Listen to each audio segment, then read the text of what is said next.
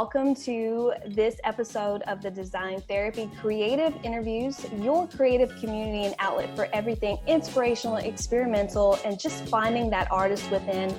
I'm your host, Cassie Patterson, a creative designer and brand strategist right here in Nashville, Tennessee. And today on this episode, we're talking all things music. And I am so excited to have another guest on this episode who is also a Nashvillian. And he is a musician, producer, artist, Soheill. Welcome. Thank you for joining me. Thank you so much for having me. It's a pleasure. I'm excited to be here. Are you finally enjoying a little bit of Nashville summer weather? You know, right now it's not so bad. Today wasn't so bad, but there's been a couple days where it was pretty brutal. But I mean, I think I've gotten used to it for sure. That's awesome. Coming from LA, it's definitely a little bit more humid. Yeah. LA's got that nice breeze on occasion too. Yeah. But I'm awesome. loving it out here for sure. How long have you been in Nashville? I'm going on 3 years in October. And, Awesome. You're a transplant. I'm a transplant. I came here from LA. I spent a lot of time in California. I was there in 1987. And I moved out to pursue music, but also just kind of change my life pace a little bit and change the scenario and kind of, that's slower, right? It's slower, yeah. And I think it's a little easier taking risks out here because of just everything's cheaper. I'm all about taking risks and pursuing things and trying things out. And so it just felt perfect. I've been here since 9 months. That's awesome. Well, tell us a little bit, about your music and your genre and kind of a little bit of like what you do as an artist. Yeah, absolutely. So I'm a producer, performer, kind of like a multi-instrumentalist type. And my music's, I would say it's like all pop with some rock elements to it. I love synthesizers, guitars, psychedelic sounds, anything that has like a little ethereal touch to it. And I just recently released a song called Start All Over, and it's kind of about everything going on in the world right now and how I perceive it. And it's about 7 minutes and 45 seconds long, so I kind of just broke every rule in the book on that one. Mm-hmm. But it's just me just getting all my thoughts about kind of I feel like furlough, because I was actually working at Smile Direct Club, and this is news to the public, and I think in 2 weeks it'll be okay, but I just quit 2 days ago. Yeah. So I'm now gonna be freelance graphic designer and musician. So awesome. I didn't know you were a graphic designer. Oh yeah, I have a BFA in graphic design and I've been doing that. So yeah, that's why I thought of you. Oh my gosh. I'm a graphic designer too. I know. Wow. I didn't know that. That's so awesome. I've always kind of had like this double life, but I'm learning to bring them together rather than like keep them separate from each other. And I really enjoy doing the graphic music and just helping out anybody that needs graphic design like yourself. I'm really into branding and startups and I don't know, it's just fun to see something. It's nice to marry those things because like that's how I married graphic design with being like a host or an interviewer. I've always loved being on camera and just having conversations with people about like their stories. And I go, what way can I kind of connect it? And that's kind of why, part of the reason why I started this series is not only to hear your stories, but also to help feel my other creativity that I like as well, and not always doing graphic design 24/7. Absolutely. So you've been doing this for a while, I'm assuming. You went to school for graphic design or did you kind of just pick it up? I've been doing graphic design for about 8 years. Cool. So I've always been in the corporate world. So I've done freelance on the side, but I have mainly been in corporate since day one out of college. So. But now you're not. No, I am. I'm working for a small agency. Okay, I'm working for a small agency, and I still do a little bit of freelance on the side, but mainly that's my full-time job. So. Very cool. Yeah, I started it right before COVID happened, Yeah. Yeah, I was, so I would have stayed at Smile Direct Club, but it's such a career path. And I think as a musician, and that's my number one passion is music. So I Mm-hmm. had to kind of vibrationally tell the universe what I wanted, Mm-hmm. and you sometimes have to take risks. And what better time than now? I mean, my expenses are low in Nashville. I'm from LA, and it's much more expensive there. So I'm able to kind of take those risks that I want. And I came here for that reason. So Mm-hmm. I think when we were in furlough, because they took some employees off of the payroll because of everything going on, it just kind of made me realize what's important in life and what's important to me. Mm-hmm.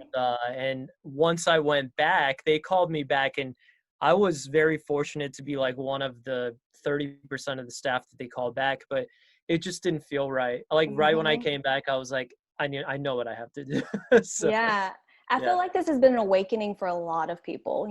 We've taken absolutely. this time off to really reevaluate what we like and what we want. And that's such an amazing thing that you were able to have that revelation. Yeah, thank you. Yeah. Yes. Well, tell me a little bit about how is it playing around in Nashville? Have you played around a little bit yet, or like in Yeah. venues, or yeah? So how is that? How is Yeah. the Nashville scene compared to the LA scene? It's very different in some ways because out here it's all about the song and like writers rounds and you sharing Mm-hmm. stage with people and telling stories.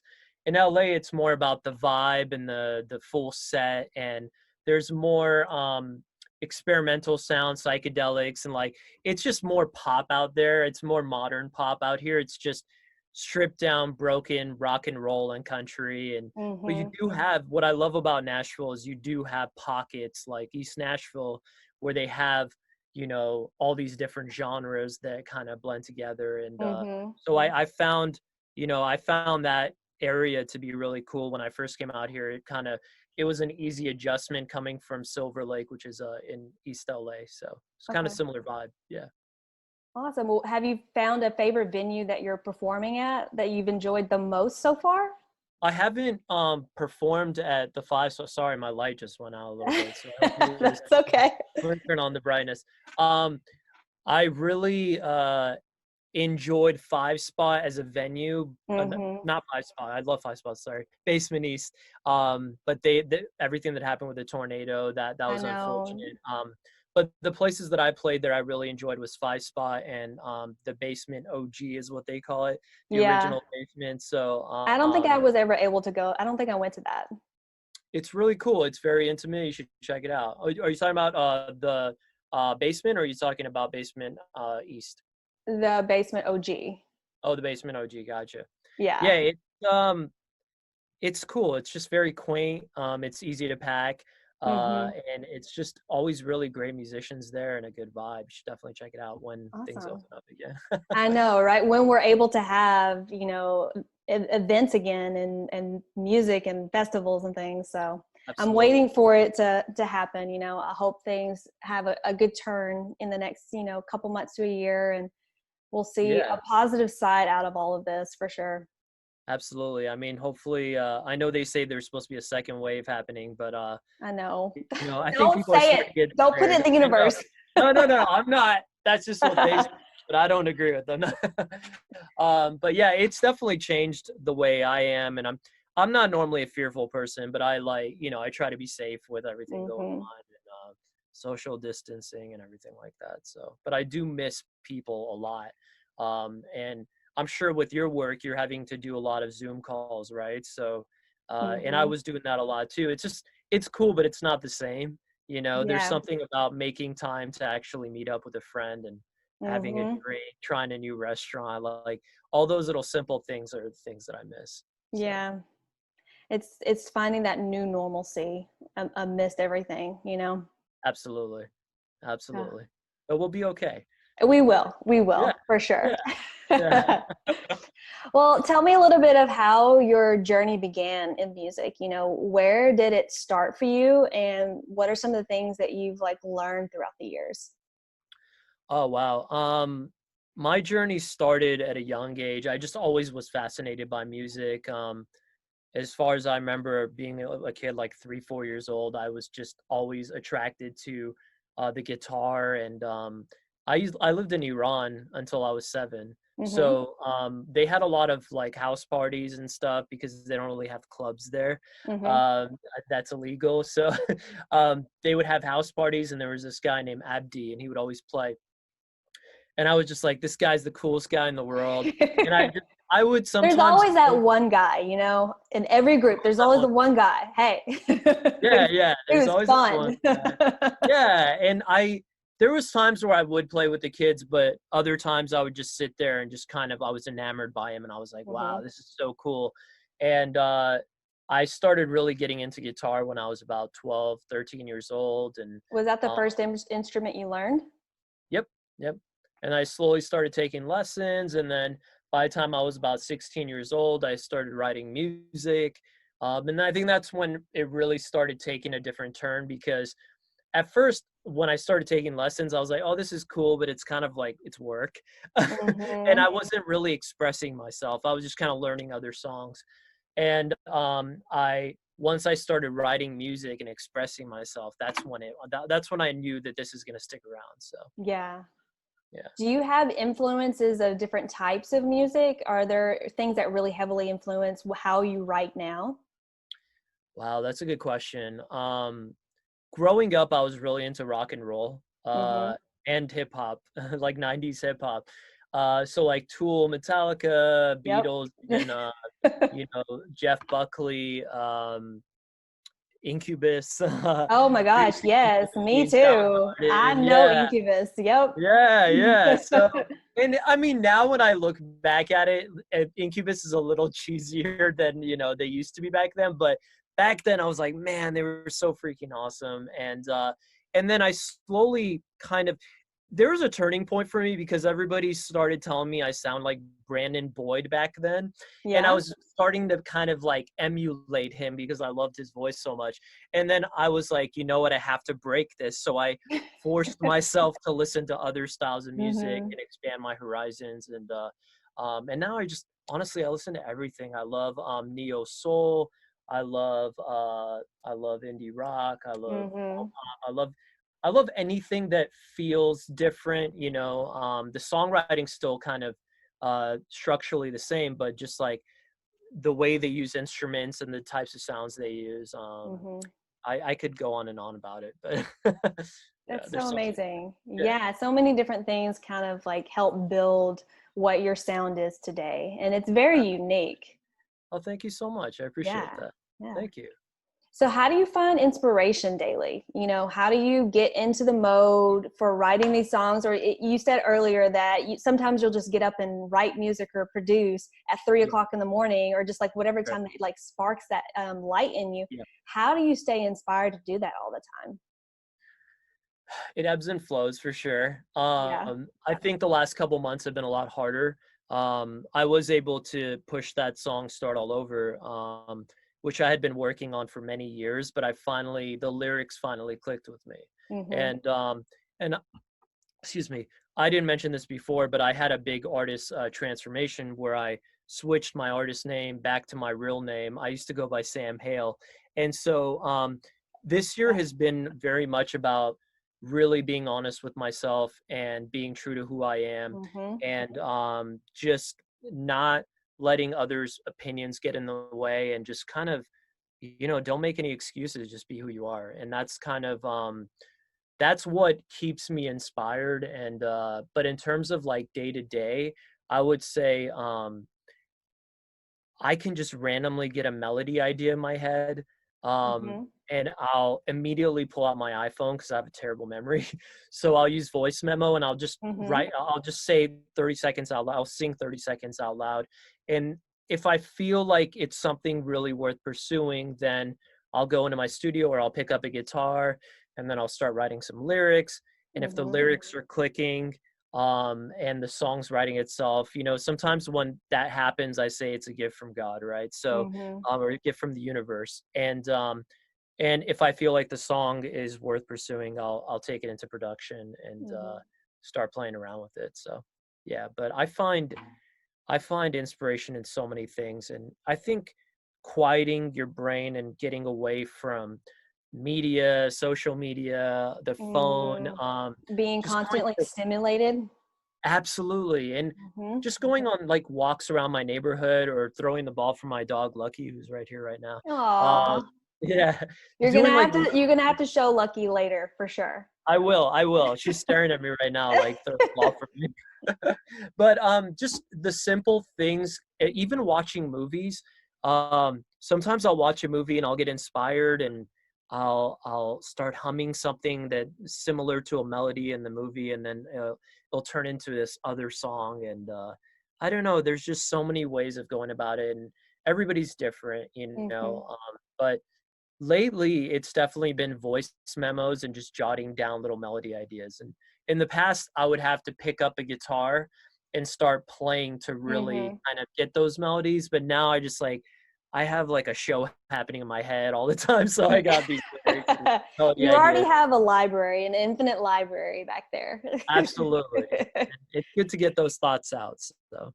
So with that, do you have like creative exercises to help you get into writing those things, or if they come out, do you do anything to help kind of push your boundaries? I know for me, like I'll pull out a sketchbook and start just like, even if I'm not working on a project, start sketching out ideas to help my brain get stimulated. Do you have any exercises like that you do for music? I my design routine is so much different than my music routine. Like for example, for design, I would like go on Pinterest or something and I'll make like a little board and I'll get Mm-hmm. inspiration and I'll try to really get into whatever mood or design style that is.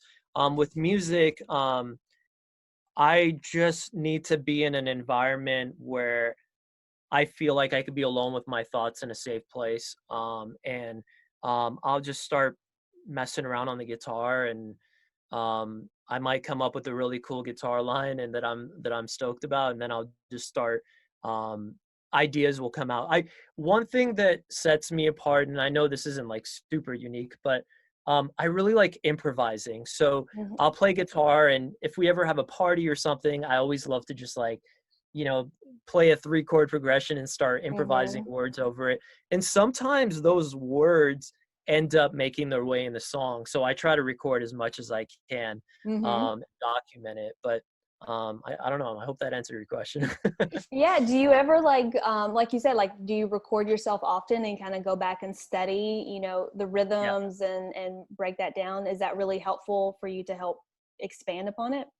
absolutely. And you know, I feel like recording is good, just to remember like the exact melodies and stuff that I did. Mm-hmm. But generally, I used to be a lot better about this, and I'm striving to get back to that point, and I know I will.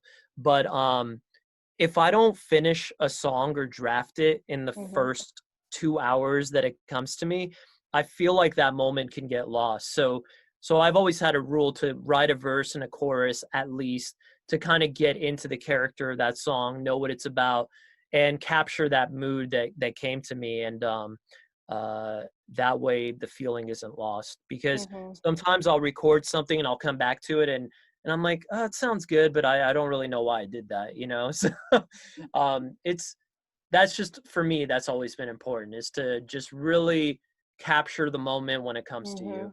And Yeah. because it's a blessing. So Ah, that's so wonderful. Well, what are some, on the opposite of that, what are some of the obstacles that you face throughout your career and your music history? uh obstacles, I think I think everybody can relate to stuff like this, but trying to not just please others, but also love myself and please Mm-hmm. myself. Because I feel like a lot of people, like family, friends, will have opinions about the kind of art you should make, and like, oh, this Mm-hmm. sounds so cool. Have you ever thought about doing this? And you get excited because they're excited for you. So I've I've had a problem with being all over the place with Mm-hmm. genres and stuff. And now I just I found a way to fuse everything together. I can do whatever I want. If I want to make a song that has a little bit of a country vibe, I could still put that Mm-hmm. electronic synth element to it and make it feel different. So yeah, just staying true to who you are, and not getting lost in other people's opinions is big for me. So Yeah. that's always been an obstacle, and I don't know, that's the main one that sticks out. Breaking those barriers and boundaries, a lot of people didn't think that certain genres could mix. And I feel like in the last like 3 years, 2 or 3 years, people broken a lot of ground in the music industry of combining different genres that they didn't think would ever be together. Absolutely. Absolutely. And I love that, you know. Yeah. It's the one thing, cuz everything's technically been done lyrically, and there's only so many guitar chords and so many melodies you can play, but when you are able to express yourself by blending and fusing genres and sounds that appeal to you and you know, they embody your roots and stuff, I think that can Hmm. be really powerful. So, I know that one of my favorite artists is Gwen Stefani, sure. and I loved her. I loved her solo, but I also absolutely loved her, no doubt. Yeah. But her singing with Blake Shelton really surprised me. I was like, "That's not going to work. That's not going to work," Wow. and it I haven't heard it. does. Okay. It's. I'm not a huge, country fan, Sure. but I love more rock and pop and Yeah. alternative music, and that's and more jazz, Oh, but like old jazz, like 1930s and 40s, and yeah, like I love Cab that. Calloway. Okay. Okay. Yeah, yeah, Minnie the Moocher, that kind of stuff. Okay. But yeah, it's blending things that were so unexpected and breaking that mold. I feel like a lot of people are starting to open up and push those boundaries for sure. Absolutely. And it's you know, you see it happening in the world. We're slowly coming together. It's a process. But and I think music is that one language that it just, you know, it's universal Everybody and understands it. it's ahead of the game, you know what I mean? Hmm. Like if only life was like that in Yep. our reality or whatever you want to call it. But you know, that's what I love about music is there's no judgments, you know. It's Hmm. That's so cool. beautiful. Well, so here's a big question. So I know you moved from LA to Nashville. Yeah. Have those cities, LA versus Nashville, influenced your music heavily in a way? Yeah, it's a good question. I think initially when I came here, just the whole writer's round process and it goes back to the song. It's like, you know, everything's so formulaic out here. No offense to all my friends. But For all those watching. yeah, everything's really stripped down here and they're focused on the song and it has to be a certain way because they want it to be ready for the radio and all that stuff. And I totally respect that. And there is this kind of like rootsy element, this bluesy country rock vibe that did make its way into my music a little bit. And I had to unlearn it a little bit, but it's still Mhm. there and I still accept it and I bring it in every once in a while. But I always say like if you're overexposed to some form of art, you have Mhm. to unlearn it, step away, and just take what you want from it. And you know, Nashville, though, what I respect about Nashville's music is that you can just have a bassist, guitarist, and a drummer and Mhm. make a sick album, you know, and it's kind of taking things back to how they used to be with like 90s rock and stuff like that. And Mhm. that appeals to me about the music scene out here. So Yeah. just have a good song and you put some power chords on it, some guitar Yeah. and drums. Yeah. Hey, I'm a Southerner, born and raised in Tennessee, and I can't relate to it musically, but I can relate to the fact that I had to unlearn some of my accent. So I definitely understand your environment influencing, where you are and where you're living, and so yeah, I understand it in a kind of a different context. Sure. I still have it, but it's not Yeah. as thick as it used to be. I am a Dresdenite. I like Southern accents, so it doesn't bother me. Cool. Yeah. Well, what could be, so I ask everybody this. So what would be your ultimate dream project? Unlimited budget, unlimited resources, city, what would that project be for you? And collaboration, so you could collaborate with whoever you wanted. This is such a tough question. There's two sides to me. There's like a side of me that really wants to perform on the biggest stage and like open up for the biggest acts. And I know I'm gonna get there, but I really would love to be in a studio with Trent Reznor from Nine Inch Nails. I Mm-hmm. really respect what he's done, not only as a performer, but as a producer, and also he's able to score as well. So he's done like Social Network and other movies, and I don't know what other movies he's done, but he's done a lot of cool stuff. Bird Box, I think he Oh, was I didn't involved in see that as it. well. It's cool. The music's cool, I was and like, everybody saw it and I missed it. I think Trent Reznor had a comment. He's like, it was like the biggest waste of time ever, but Oh no. but he's just so honest about everything, and that's what I love about him. But yeah, he's just he's the man with synthesizers, and he's been around for such a long time, and it would be, yeah, that's when, like, you've made it, is to work with someone like that. So That's so cool. yeah. I think mine, if I was a musician, mine would still be Gwen Stefani. Okay. I'd be like, Hey, Gwen, let's hang out. he seems really cool. So Yeah, I love her fashion too. She's not only like musically, talented, she's yeah, also very fashion driven, and she pushes the boundaries with a lot of that. And I yeah, think that's why I'm so drawn to her, because I like both aspects, and she sure. kind of does a fun way to incorporate it. So And she's evolved a lot. It's from No Doubt she days has. She to really being with has. Blake. Having her own fashion line, she went and then kind of left No Doubt, and then went and did solo records, and then pulled from all of these other cultures in the world to Yeah, kind of into not only her music but into her aesthetic that's out on stage, and her clothing and all of that.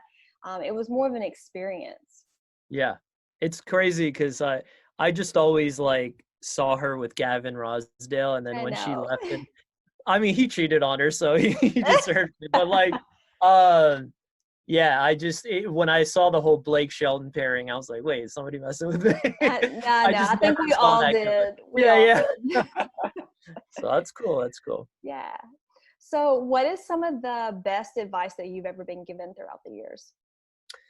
Um, I think don't share your idea. If you feel like you have an idea, whether it's design, whether it's music, or whatever it is, don't share your ideas with someone until you have some sort of prototype ready to show people. Mm-hmm. Something that you can say expresses your idea.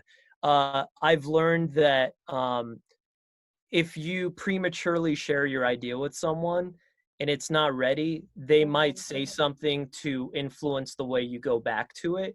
Mm-hmm. And you might not complete that idea to its entirety the way it was intended. So I'm very protective of my work and music, and there's a time and a place where I'm ready to show people when I already know that I feel good about it, no matter what anybody says about it. Because at the end of the day, you have to love what you do. And Mm-hmm. what if you love it and you put it out there, there's going to be people that don't like it, and there's going to be people that love it. And I think the toughest thing about being an artist is criticism, and Mm-hmm. we constantly have to put ourselves out there, submit That's to an blogs, submit indie to radio industry, stations, any industry, absolutely. And Mm-hmm. sometimes people don't have a design eye. Have you ever noticed that with like graphic design? Mm-hmm. There might be people that just are so used to seeing things black and white when it comes to Mm-hmm. design, and you give them this spectacular logo and they don't quite understand it, and then they Mm-hmm. want like these colors that you just don't understand because they don't even work. Like Mm-hmm. uh, that's the thing about graphic design that drives me insane. But I try to accommodate to people, and I know you do as well. And you do find a happy middle ground, and Mm-hmm. it's important to educate people about the process and how you got to that point. So Mm-hmm. yeah, Yeah, it's guiding that ship, you know, hiding that shit. without having too much influence around you. So, yeah. Absolutely. Yeah. Well, what is some of the best advice that you would want to give to others in your industry as well? What is something you want them to take away and continually keep with them in their pocket? Um, for someone that's starting out in this industry, It can perhaps. be either. You can do both. So someone in the starting out in the industry, or someone who's been in the industry a long time, and they need some kind of inspiration. What do you want to leave people with in the music industry that are trying to learn and grow in their own career? I'd say there's a couple things. I'd say listen to people, and um, absorb. If there's someone that like you look up to and they have advice, listen to them. Don't take it with a grain of salt, but like if it's something that you think you can improve, just analyze it, take a step back. Mm-hmm. Don't be so reactive. I think that as artists, it's really easy to be reactive about your work, Mm-hmm. but I think it's important to take a step back and analyze the situation, and work with as many people as you can. Mm-hmm. Different types of people, because you could learn little things from everybody. It might just be like one thing here, one thing there, but when you collaborate with people, you pick up on their routine and how they go about things, and ultimately you have all these tools at your disposal and you're able to incorporate them or not incorporate them. It Mm-hmm. might teach you, what you don't like, and and also what you do like. So and also, the final thing I would say is just don't give up. You know, Yeah. no matter what, if you still have a burning desire for it, you just got to keep going, Mm-hmm. and block out any naysayers or negativity, and manifest the things you want. Be positive, and you'll get there. You never know what that success might look like, but Mm-hmm. um, People you're give you know up too early. I feel like in a lot Absolutely. of industries, they get halfway and they're like, this is hard, and then they quit because they have so much no, this isn't good happening, not only around them but also inside their own head. And I definitely feel like that is such a good thing to like leave with and resonate with you, Yeah. is that don't give up. You never know what's right around the corner for you in your career, and you never know who you're going to meet and be able to collaborate with. Yeah, and if you love it, then keep doing it, because at least Mm-hmm. it'll bring you joy. And then if you're feeling feelings of joy towards something, then Yep. you're gonna have success, because that's Mm-hmm. just how it works. But yeah, never give up. So Oh, that's so amazing. Well, thank you so much for joining me. I have yeah, enjoyed our talk so much and learned so much about the music industry. great. Tell everybody where they can follow you, like you, subscribe you, heart you. Absolutely. I was gonna introduce Lucky real quick while I do. Oh, yes. This is my Lucky. Hi. Oh my goodness. You're so oh, cute. she's Hi, the diva. Lucky. She's the queen. Hi, Lucky. Yeah, so she also has an Instagram. She doesn't have a lot of followers, but maybe she will. Well, Called she's Orange going to get a Music. follow by me. Yeah. But yeah, you can find me on Instagram at Soheill Music. It's SOHEILL Music. My website is soheill.com. And if you go there, there's all these different links. You can find me on all the socials. Probably the easiest way to do it. I'm on Spotify. I'm on Apple Music. And definitely follow me and check out the music and say hello. Yeah, so all those links will be down below, definitely for you to be able to click on. Thank you so much for joining us on this episode. Make sure that you like and subscribe on the Design Therapy YouTube, and this video will also be on IGTV, the Design Therapy.